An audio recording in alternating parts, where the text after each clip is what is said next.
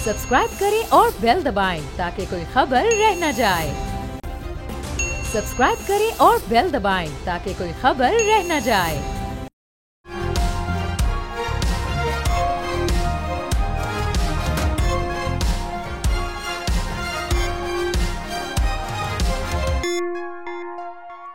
नाज़रीन अस्सलाम वालेकुम। तब्दीली विद डॉक्टर दानिश के साथ हाजिर हैं। आज हमारे पास एक अहम गेस्ट है। मौजूदा इस वक्त हालात जो हैं उसके लिहाज से भी बहुत ही अहम है, वैसे भी बहुत अहम गेस्ट हैं। राना सनाउल्लाह साहब मुशीर हैं, वज़ीर आज़म बराए सियासी अमूर और साबिक वफाकी वज़ीर, कई अहम तरीन ओहदों में रह चुके हैं। पहले जो मैं बात करूँगा DGISPR का प्रेस कॉन्फ्रेंस थी, उसमें कई बातें उन्होंने की हैं, लेकिन मैं 2 पॉइंट्स को उठाना चाहूँगा। पहला आपका पॉइंट ऑफ व्यू लेना चाहता हूँ कि ये 9 मई के जो मुजरिमान हैं 85 अफराद को फ़ौजी अदालत ने सज़ा दे दी। इस पर आप मुशीर वज़ीर आज़म बराए सियासी अमूर कैसे देखते हैं? और दूसरा उन्होंने एक और बात की कि ये सज़ा यहीं तक नहीं है, बल्कि जो असल मुहर्रिकात हैं, जो असल मास्टरमाइंड है, उनको भी सज़ा दी जाएगी बहुत जल्द। जी सर, पहले तो इस पे आ जाते हैं। जो आर्मी एक्ट है उसके तहत जो लोग जो है वो प्रोसिक्यूट हुए हैं, तो उनका ट्रायल तो खैर मिलिट्री कोर्ट में ही होना था, क्योंकि आर्मी एक्ट जो है उसके तहत प्रोसिक्यूशन जो है वो मिलिट्री कोर्ट्स में होती है। तो वो मुकम्मल हो चुकी थी, लेकिन सुप्रीम कोर्ट से तकरीबन कोई स्टे जो है ये 1 साल जो है वो चलता रहा है। तो अब फिर सुप्रीम कोर्ट ने जो है वो फ़ैसला करने की या सुनाने की जो है वो अप्रूवल परमिशन दी। तो उस पर जो है ये 85 लोग हैं, इनके जो है वो फ़ैसले जो है वो सुनाए गए हैं, और उसके मुताबिक जो है वो जो लोग गुनाहगार थे, जो मुल्ज़िम थे, उनको जो है वो सज़ा दी गई है। अच्छा सर, ये 85 लोग गया, उन्होंने एक और बात भी की कि जी ज़ाहिर है लोग डिमांड कर रहे हैं, बड़े नाम नज़र आ रहे थे, असल मास्टरमाइंड और जो मेजर ज़िम्मेदार थे उनमें से बहुत से लोगों के नाम तो सामने आए, लेकिन अभी तक उनको सज़ा के या उस प्रोसेस में से गुजर तो रहे हैं, लेकिन सज़ा में नहीं आए। उस पर आप क्या कहेंगे सर? तो मैं आगे जाऊँ। नहीं, देखें, उसमें ये है कि आर्मी एक्ट के तहत जो लोग मौके पे उन दिफाई तनसीबात या उन एरियाज़ में दाखिल हो के जो है वो कोई क्रिमिनल एक्ट करते पाए गए या पकड़े गए, उनका तो आर्मी एक्ट के तहत चलान और उनकी प्रोसिक्यूशन हो गई। जो लोग वहाँ मौके पे मौजूद नहीं थे, उनके चलान जो हैं वो एंटी टेररिस्ट कोर्ट्स में पेश किए गए।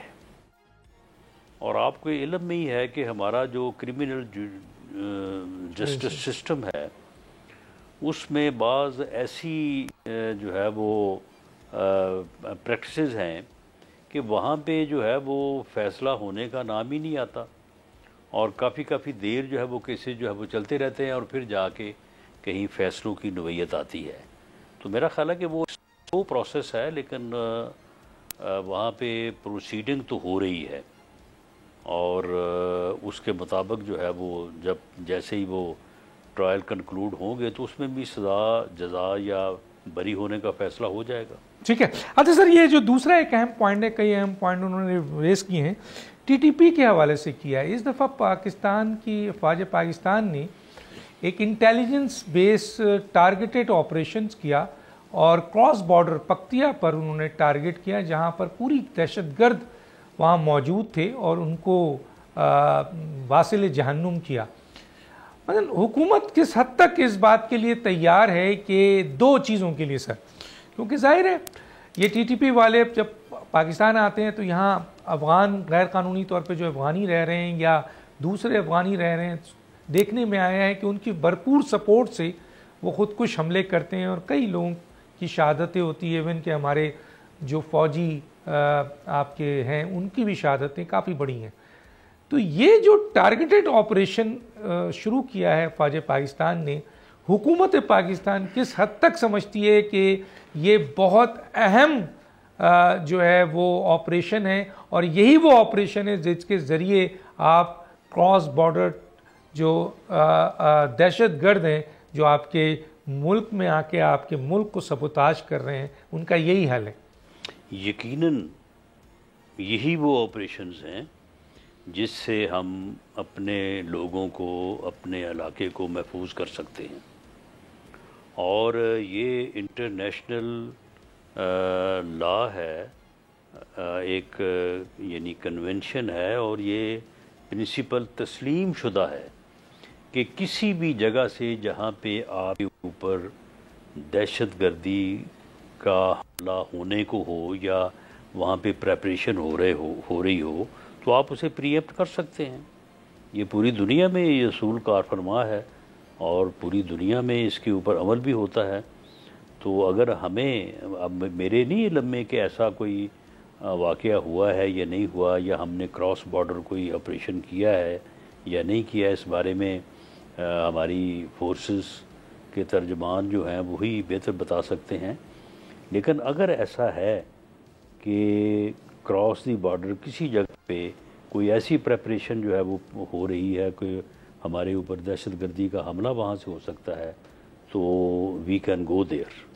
अच्छा सर, हमें उसको न्यूट्रलाइज करने का पूरा अखलाकी, कानूनी और बैनुल अक़वामी लॉ के मुताबिक हक हासिल है। बिल्कुल सही। अच्छा सर, ये जो इंटरनल सपोर्ट होती है, चाहे रॉ को हो, चाहे मोसाद को, चाहे टीटीपी को, उसमें बहुत बड़ी तादाद हमने देखी है कि पाकिस्तान में जो गैर कानूनी अफगान जो यहाँ रह रहे हैं, तो क्या वजूहत है सर? पाकिस्तान की हुकूमत, सुना है अभी 15 लाख अफराद को भेजा है यहाँ, तो 40-50 लाख अफराद यहाँ बैठे हुए हैं और बहुत बड़ी तादाद में बैठे हुए हैं। तो पाकिस्तानी हुकूमत, अब अफ़गानिस्तान के हालात बहुत बेहतर हो चुके हैं और इंटरनेशनल ट्रीटी की बुनियाद पर आपने उनको जगह दी, लेकिन हमने देखा है कि माजी में मुख्तलिफ मुल्कों ने जब हालात बेहतर हो जाते हैं तो ऐसे लोगों को उनके मुल्क भेज देते हैं। तो पाकिस्तान मुकम्मल तौर पर इनको उठाकर अफ़गानिस्तान के हवाले क्यों नहीं करता? जी, ये काम हो रहा है, इसके ऊपर पूरी तवज्जो से और पूरी तनदही से जो है ये काम हो रहा है। ये पिछले यानी सालों में 21 से शुरू हो के जो है वो कुछ लोगों को वापस आने की जो है वो जो इजाज़त दी गई, वो पॉलिसी जो है वो गलत साबित हुई। तो अब इसके ऊपर जो है वो पूरी तवज्जो से काम हो रहा है और इंशाअल्लाह ताला इसको मुकम्मल किया जाएगा। अच्छा सर, आ जाते हैं हम ज़रा हुकूमत अपोजिशन मुज़ाकरात पे। बड़ी लंबी टीम है हुकूमत की तरफ से, उस पर मैं बात करूँगा, लेकिन मैं चाहूँगा कि ये जो पहली मुलाकात हुई शायद अब 2 जनवरी को है, आप बैठे हैं उसमें, उस कमेटी में, तो कुछ पेशरफ्त हुई है सर उसमें? देखिए, उस दिन तो तमाम मेंबर्स की पहली मीटिंग थी, सभी ने अपना इज़हार ख्याल किया, सभी ने बड़े नेक जज्बात और पॉलिटिकल डायलॉग की अहमियत की बात की और सब ने ये कहा कि हमें कोशिश करनी चाहिए कि हम अपने इश्यूज़ को जो है वो बैठ के टेबल के ऊपर जो है ना इनको हल करें। तो अब जो 2 जनवरी को मीटिंग है उसमें वो अपनी डिमांड्स को वो है इन ब्लैक एंड वाइट पेश करेंगे, उसके ऊपर फिर हम अपना जवाब भी उसी तरह से आया वो उनको देंगे। अच्छा सर, ये तो उस पर फिर जब डिस्कशन होगी तो यकीनन उनकी डिमांड्स हमारे लिए कोई आसान नहीं होगी और उनका जवाब शायद जो हमारी तरफ से हो वो भी उन्हें एक्सेप्टेबल ना हो, लेकिन फिर इन दोनों चीज़ों के ऊपर जब बहस होगी तो फिर कोई कोशिश करेंगे कि कोई रास्ता निकले। बड़ी ज़बरदस्त बात की सर आपने, बड़ी ज़बरदस्त। अब मैं ये पूछूंगा सर कि अपोजिशन तो साफ तौर पे कह रही है, उनके कई रहनुमा हैं, अली ज़फ़र भी हैं, असद कैसर भी हैं और भी दूसरे लोग हैं, वो ये कह रहे हैं कि इस कमेटी के पास हम कोई मैंडेट नहीं है, मैंडेट वही इमरान खान के पास है। तो मैं सर ये सवाल पूछूंगा कि एक ऐसी कमेटी से जिसके पास मैंडेट नहीं है, आप मुज़ाकरात तो कर रहे हैं, चलें ठीक है, चले कर रहे हैं, मुझे सर ये बताइए कि जो मौजूदा कमेटी है हुकूमत की, इसके पास मैंडेट है? जिस तरह से उनकी डिमांड सामने आ रही है, कई जगहों पर उनके लोग बता रहे हैं कि हम तो ये डिमांड करेंगे, वो चल के आगे मैं बात करूंगा। तो ये जो मौजूदा कमेटी इतनी बड़ी बैठी है, इसके पास इमरान खान की रिहाई, 9 मई के मुजरिमों को रिलीफ देना, 26 नवंबर के लोगों को रिलीफ देना, इस कमेटी के पास ये मैंडेट है सर? नहीं, ये मैंडेट इस कमेटी के पास क्यों होगा, या इसकी कैसे ज़रूरत है इसकी? ये कमेटी कोई अपना अदालत बैठी है कि इसने कोई फैसला करना है? इस कमेटी ने तो डिस्कशन करनी है, गुफ्तगू करनी है, और उसके नतीजे में किसी रेजोल्यूशन के ऊपर पहुंचना है।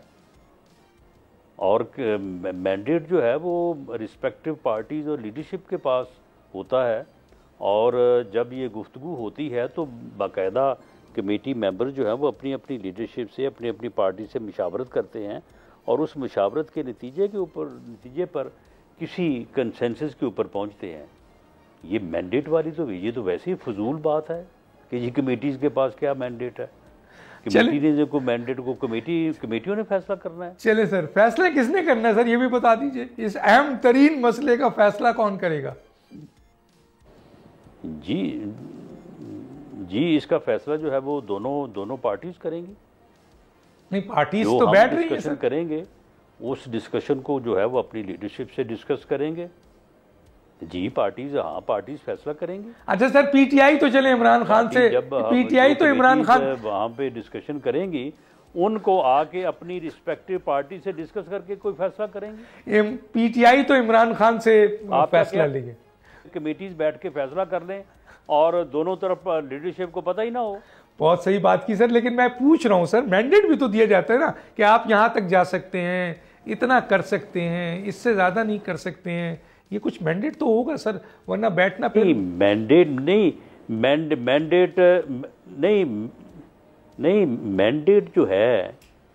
मैंडेट जो है वो क्या ये दिया जाए मैंडेट कि आप वहाँ पे बैठ के तो वहाँ पे फैसला करके आ जाएं और बस आगे अनाउंस कर दें कि जी हमने ये फैसला वहाँ पे कर लिया है? ऐसे होते हैं मुज़ाकरात। अच्छा सर, चले मैं ये सवाल इस तरह कर लेता हूँ कि पीटीआई तो जाके इमरान खान से एक आदमी से अप्रूवल लेगी या मना कर दी जाएगी? ये जो कमेटी इतनी बड़ी बैठी है सर, इसमें बहुत बड़ी कमेटी है, उसमें पीपल्स पार्टी भी है और दूसरे इत्तेहादी हुकूमत के हैं, वो भी शामिल हैं। तो ये किससे मशवरा, ये किससे फाइनल अप्रूवल लेगी अगर कोई बात बड़ी हुई जिसमें इमरान खान को रिलीज करने की बात हुई, या 9 मई के मुजरिमों को तो ऑलरेडी सजा हो रही है, इसकी बात हुई? यानी गवर्नमेंट की तरफ से कमेटी है, वो जो है वो जो वहाँ पे वो डिस्कस करेगी और जो वहाँ पे नताइज अखज़ करेगी, जो कंक्लूड करेगी, उनको आगे प्राइम मिनिस्टर से और पीएमएलएन के लोग अपने पार्टी लीडर से जो है मियां नवाज शरीफ से आगे डिस्कस करेंगे और उसके मुताबिक जो है वो फिर आगे बढ़ेंगे। ये कमेटी जो बनी है इसमें हुकूमत और अपोजिशन के दरमियान मुज़ाकरात हैं। पाकिस्तान पीपल्स पार्टी का क्या रोल है?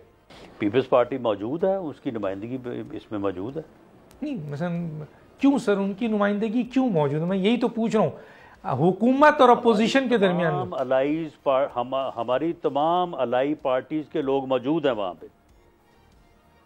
आपकी तमाम अलाइज पार्टी, गवर्नमेंट में जितनी अलाई, हमारे जो अलाइज हैं जी, वो सब मौजूद है वहाँ पे। अलीम खान साहब हैं, चौधरी सालक हुसैन साहब हैं, फारूक सत्तार साहब MQM के हैं, एजाज उल हक साहब हैं, अब जो अपना अब्दुल अलीम साहब हैं, सही बात है, साहब हैं। बिल्कुल आप सही कह रहे हैं, लेकिन इसमें मैंने इसलिए क्योंकि पीपल्स पार्टी अमूमन कहती है कि हम हुकूमत का हिस्सा नहीं है, हमारा मामला नहीं है, हमने तो वैसे ही सपोर्ट की हुई है। तो इसलिए मैंने सवाल पूछा था कि हुकूमत और अपोजिशन के इत्तेहाद में हुकूमती अरकान फारूक सत्तार, अब्दुल अलीम, चौधरी सालेक, ये तो समझ में आता है, लेकिन पीपल्स पार्टी की इसमें शमूलियत ज़रा सवाल थी, तो मैंने आपसे चाहा कि उसकी क्लैरिफिकेशन हो जाए। नहीं, पीपल्स पार्टी हर मामले में हमारे साथ है और इस मामले में भी उनकी पूरी मुशावरत, उनकी एडवाइस जो है वो हमें रहनुमाई होने की हासिल होगी हमें। ठीक है।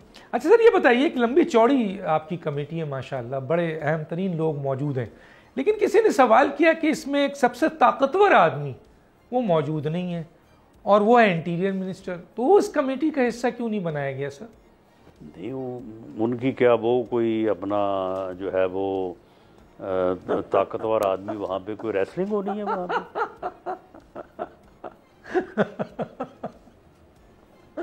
नहीं सर, हर मुज़ाकरात में मैंने देखा ये मौजूद होते हैं, हर मुज़ाकरात में। आप इसको मना नहीं कर सकते। मैंने जितने भी हुकूमती और पीटीआई के मुज़ाकरात देखे हैं और दूसरे, उसमें ये होते हैं, लेकिन इतनी अहम मुज़ाकरात में इतने पावरफुल आदमी वो नहीं है। वो उनकी पावर जो है ना वो कमेटी में मौजूद है। तो जब कमेटी वापस आके मुशावरत का अमल जो है वो पूरी कैबिनेट से करेगी तो वहाँ पे वो भी मौजूद होंगे, बाकी भी मौजूद होंगे। चले सर। अच्छा सर, आपका एक बयान है, उस पर मैं चाहता हूँ ज़रा सा क्लैरिफिकेशन दें। लोग पूछ रहे हैं, आपका बयान है, क्या ये वाकई आपका बयान है कि अगर आफिया, अमेरिका आफिया को रहा करता है तो हम इमरान खान के बारे में सोचेंगे? क्या वाकई सर आपने ये बयान दिया है? देखिए, मैंने ये कहा है, जैसे इससे पहले ये एक बात हो चुकी है जो मेरी इन्फॉर्मेशन है, मैंने कोई इसको वेरीफाई नहीं किया दुरुस्त या गलत होने पे, कि किसी वक्त में शकील अफरीदी साहब के मतलब अमेरिका ने बाज़ाब्ता तौर पे गवर्नमेंट लेवल पे हुकूमत पाकिस्तान से ये कहा था कि हमें उसे दे दें, वो हमारा हीरो है। तो उसके जवाब में पाकिस्तान की तरफ से ये कहा गया था कि हमारी भी एक बेटी आपके पास कैद है और वो बेकसूर है, तो आप वो हमें जो है वो दे दें, उसके साथ इसका तबादला कर लें तो मुआहदा हो जाए, ये उधर अपनी जेल काट ले, वो इधर आके काट ले। तो फिर बताया ये जाता है कि गवर्नमेंट जो है वो पीछे हट गई और वो उन्होंने फिर अपना मुतालबा जो था वो विड्रॉ कर लिया। तो अमेरिकन गवर्नमेंट अभी बहुत बड़ा अगर है ना, पता नहीं उन्हें मुतालबा करना भी है कि नहीं करना। अमेरिकन गवर्नमेंट पीछे हट गई थी सर? जी, अमेरिका की तरफ से ही, क्योंकि आपके देखें, आपके इल्म में है कि शकील अफरीदी साहब जो यहाँ पे कैद हैं, उन्होंने अमेरिका की बड़ी मदद की थी उसामा बिन लादेन को ट्रेस करने में और उसको जो है वो उसके ऊपर रेड करने में। तो अब अगर कोई बात उनकी गवर्नमेंट की तरफ से होती है तो उसके जवाब में हम भी तो कोई मुतालबा करेंगे ना, ऐसा तो नहीं है कि हम आगे से कोई बात नहीं करेंगे।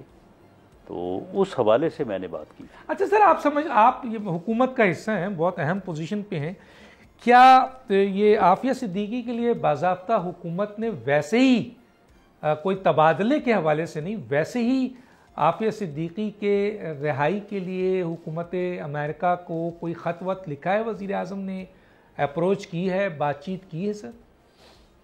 जी जी बिल्कुल, ख़त, जी अप्रोच भी किया है, ख़त भी लिखा है, वफ़द भी भेजा है और हमने हर वो तरीका अपनाया है जिस तरीके से ये मुमकिन हो सके कि आफिया सिद्दीकी को जो है वो रिहाई मिल जाए।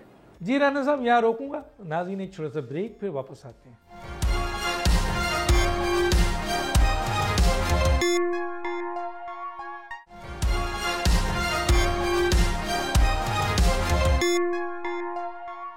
Welcome back. अच्छा सर, ये बताएं, अभी जो बड़ी सामने बातें आ रही हैं, मैं बहुत डिटेल में नहीं जाना चाहता हूँ, जाहिर आपके नॉलेज में होगा कि अमेरिका की हुकूमत के कुछ लोग ये प्रेशर डाल रहे हैं कि इमरान खान को रिलीज़ किया जाए और उनके ट्वीट्स भी आ रहे हैं, स्टेटमेंट भी आ रहे हैं।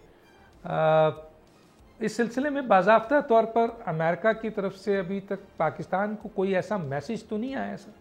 जी, कोई मैसेज नहीं इस किस्म का आया और जब तक कोई मैसेज ना आए उस वक्त तक ये चीज़ें जो हैं वो सिर्फ मीडिया और ख़बर जो है वो खेलने के लिए जो है वो काफ़ी हैं। इसके अलावा इनकी कोई अहमियत, कोई इनकी हैसियत नहीं है। बाकी ये है कि ख़बर वगैरह जो है वो चलो ज़रा गर्म रहती है तो वो सोशल मीडिया में भी और ट्वीट वगैरह में भी और बाकी पोस्टें वगैरह लगाने में भी वो है, वो काफ़ी काम गर्म है।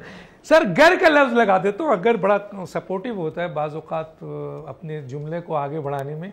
अगर अमेरिका इमरान खान की रिहाई के लिए पाकिस्तान पर दबाव डालता है तो पाकिस्तान क्या स्टैंड लेगा सर? नहीं, बिल्कुल हम जो है वो इसको रजिस्ट करेंगे और हम कहेंगे कि हमारा जो है वो जो इंटरनल लॉ है, हमारा मुल्क का जो कानून है, उसके मुताबिक जो फैसले हुए हैं उनके ऊपर अमल दरामद होगा और किसी दूसरे मुल्क को कोई इसका हक हासिल नहीं है कि वो इस किस्म की मुदाखलत करे।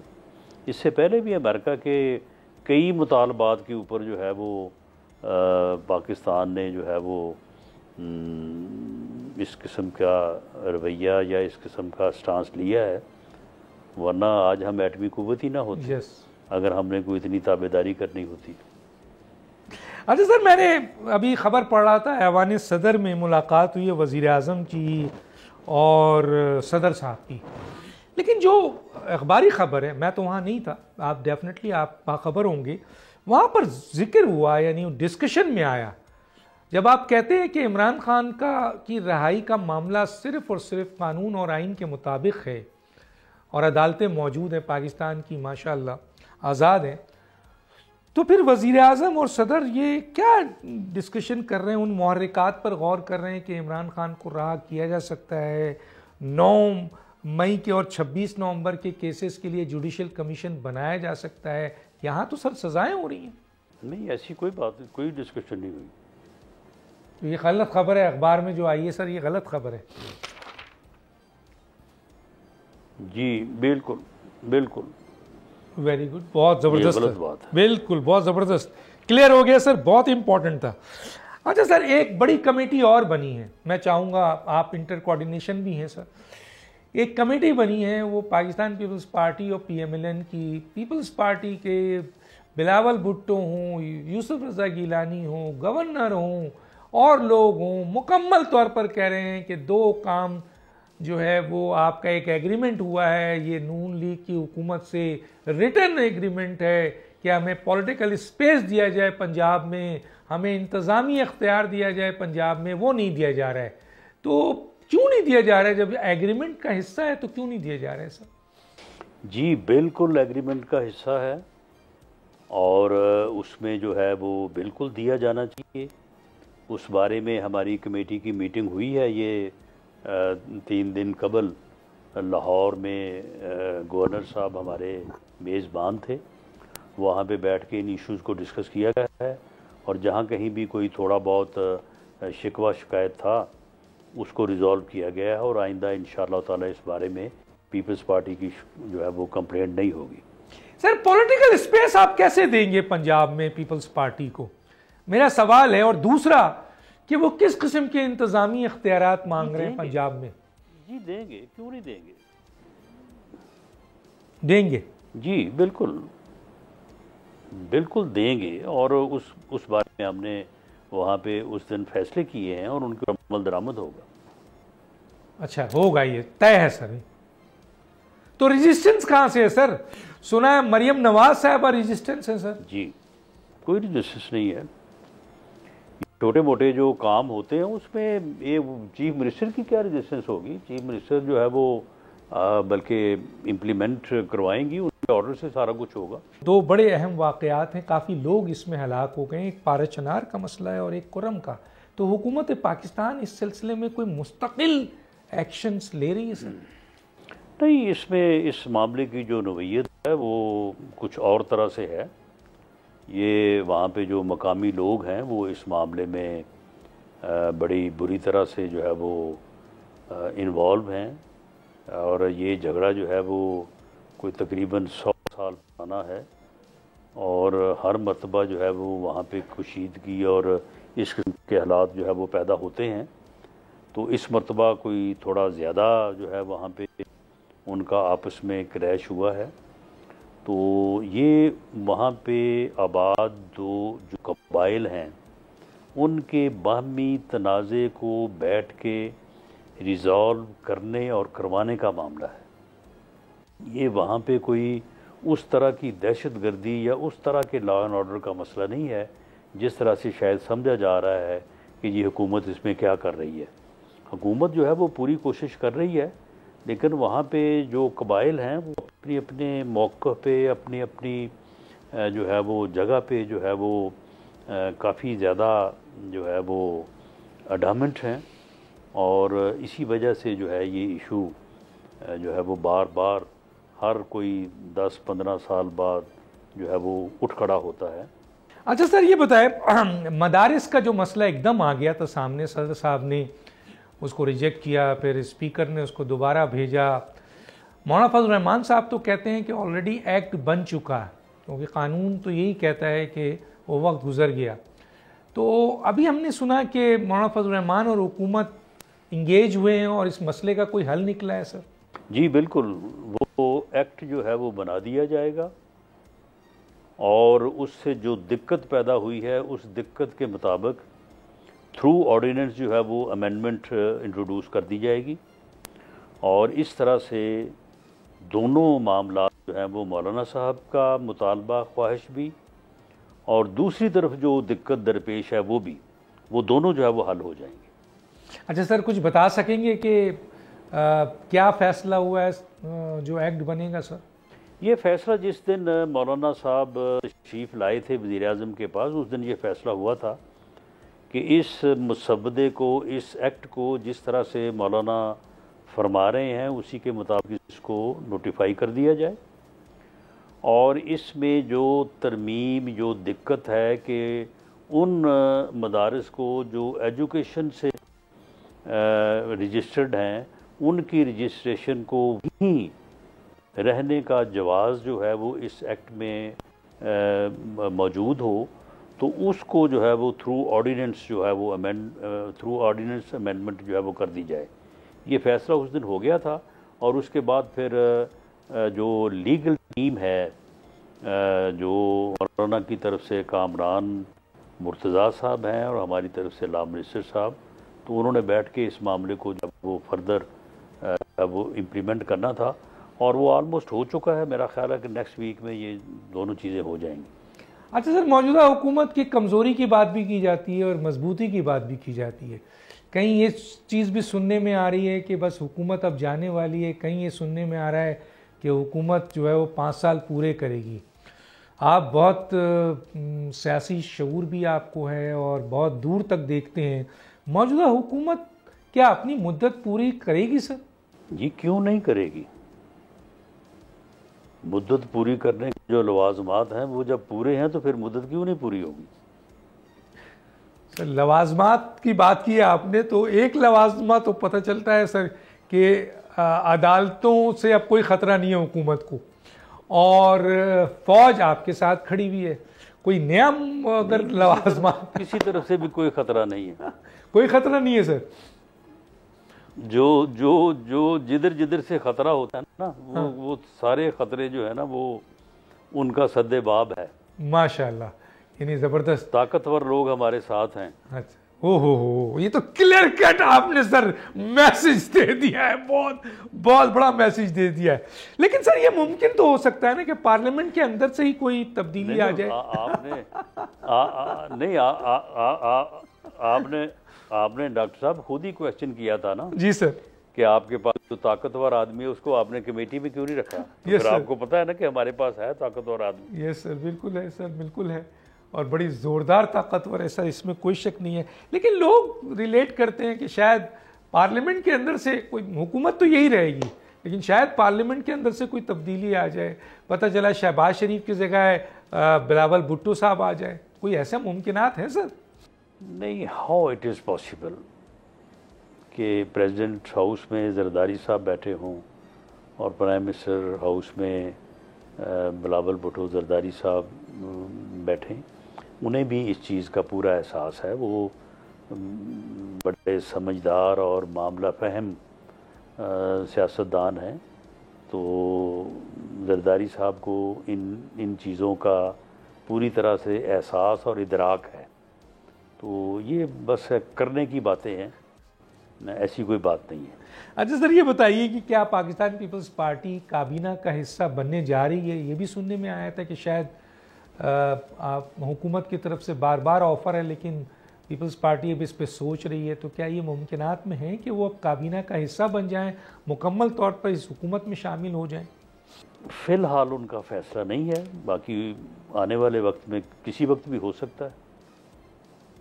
किसी वक्त भी हो सकता है। अच्छा सर, ये बताइए, काबीना में कोई एक्सटेंशन की खबर सुन रहे थे, तो चले पीपल्स पार्टी अभी नहीं है शामिल, तो कोई और वजीरों को आप लेने जा रहे हैं सर?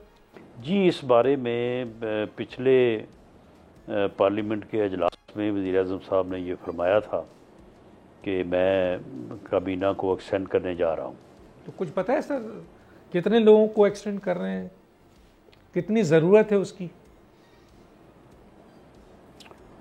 नहीं, अभी इस बारे में कोई उन्होंने जो है वो वाज़ेह बात नहीं की, लेकिन बहरहाल एक्सटेंशन की बात उनके ज़ेरे गौर है।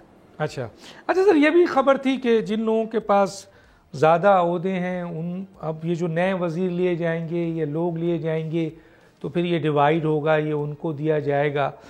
तो ये भी सुनने में आया था कि पीसीबी के जो चेयरमैन हैं और मिनिस्टर, इंटीरियर मिनिस्टर, क्योंकि दोनों फुल टाइम ओहदे हैं, तो आइंदा आने वाले वक्त में वज़ीर आज़म ये 2 लोगों को देना चाहेंगे। ये खबर कहाँ तक सही है सर? नहीं, वज़ीर-ए-आज़म ने तो कोई ऐसी बात नहीं की। खबर है सर, मैं तो पूछ रहा हूँ सर आपसे, क्या ये मुमकिनात में से है, ये जो एक्सटेंशन होगी इसमें दोनों ओहदे अलग अलग किए जाएं? बात नहीं है, अगर वो चाहेंगे तो अलग अलग कर देंगे, अगर वो चाहेंगे तो उनको 1-2 और दे देंगे।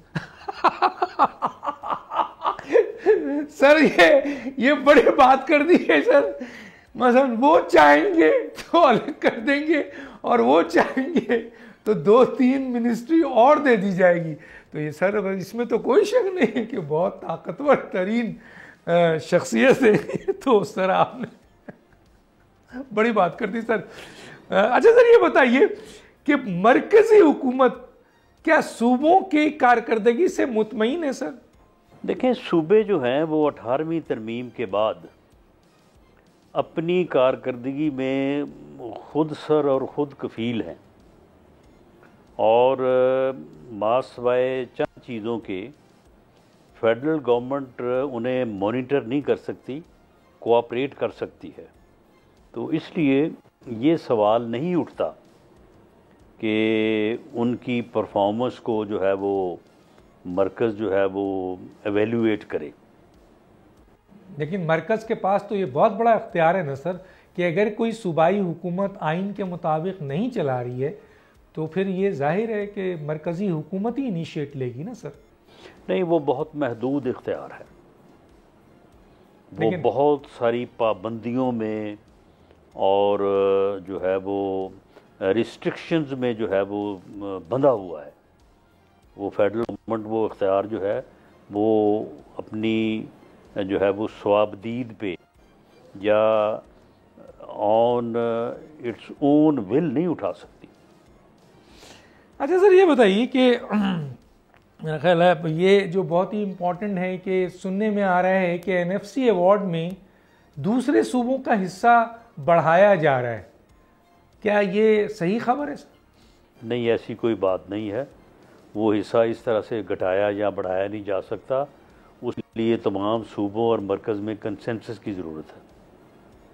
अच्छा सर, एक खबर है उसका ज़रूर बताइएगा। 21 या 20-22 जनवरी को दुनिया के सुपर पावर अमेरिका के जो सदर हैं वो अपना हलफ लेने जा रहे हैं।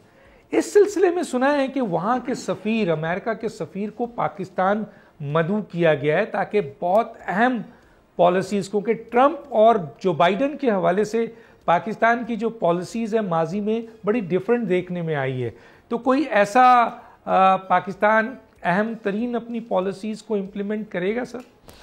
नहीं, कुछ भी नहीं है। ये ऐसे ही जो है वो चाय की प्याली में तूफ़ान बपा करने की कोशिश हो रही है।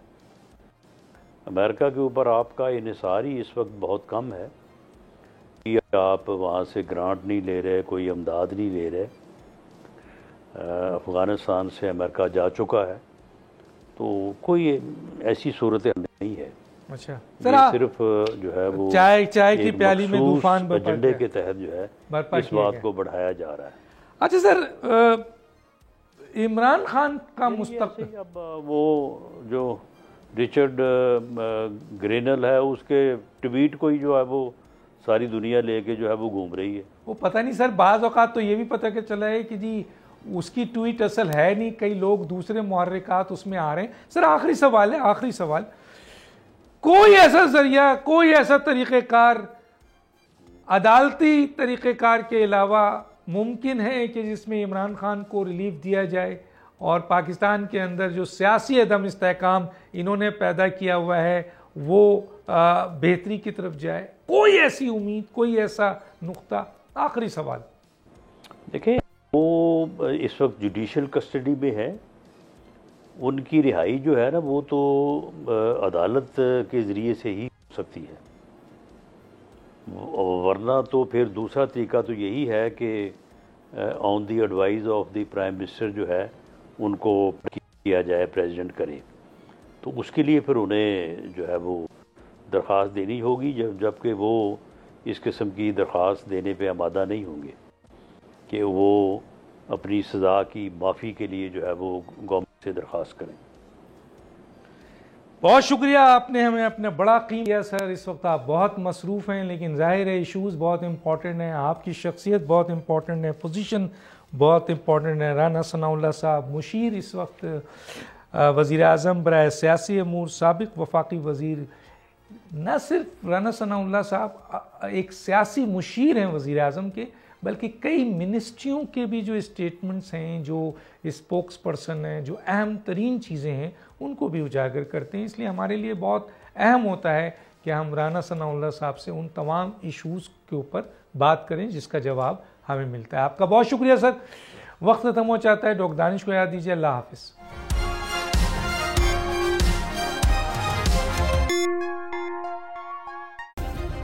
सब्सक्राइब करें और बेल दबाएं ताकि कोई खबर रह न जाए।